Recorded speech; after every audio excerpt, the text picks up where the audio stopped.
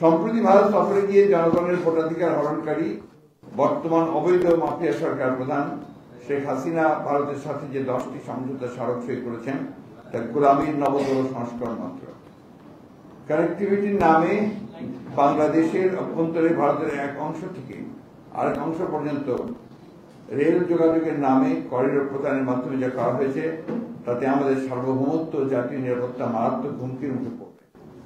আমাদের নিশ্চয়ই 1972 সালে ভারতের সাথে স্বাক্ষরিত 25 বছরের চুক্তির কথা স্মরণ আছে। 52 বছর পর সে ধারাবাহিকতায় গত 22 জুন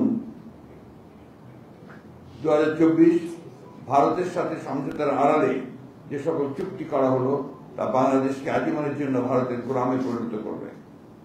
এর ফলে বাংলাদেশের জাতীয় নিরাপত্তা বিপন্ন হওয়ার আশঙ্কা দেখা দিয়েছে।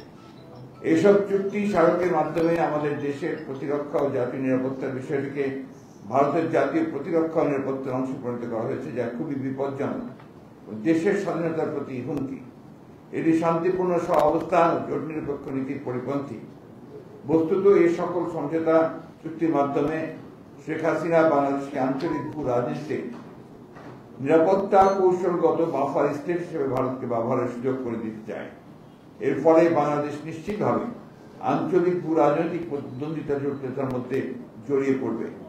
বর্তমান অবৈধ সরকার যেহেতু বাংলাদেশের সাধারণকে প্রতিনিধিত্ব করে না এবং তাদের জনগণের সাথে কোনো জবাবদিহিতা নেই, তাই তাদের স্বার্থ রক্ষার জন্য তারা সচেষ্ট নয়।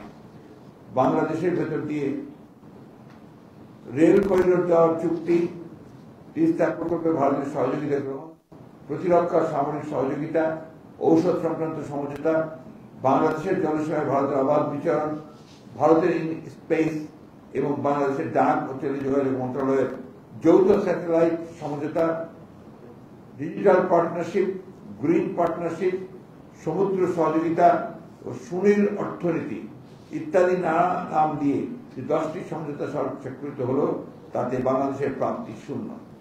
তিস্তা প্রকল্পটি ভারত করে দিলে সব সমস্যারই সমাধান হয়ে যায়। শেখ হাসিনার সর্বশেষ সংবাদ সম্মেলনে এই মন্তব্যের মাধ্যমে তার উদগ্র ভারত তোষণ নীতি দেশবাসীর সামনে পুনরায় উন্মোচিত হয়েছে।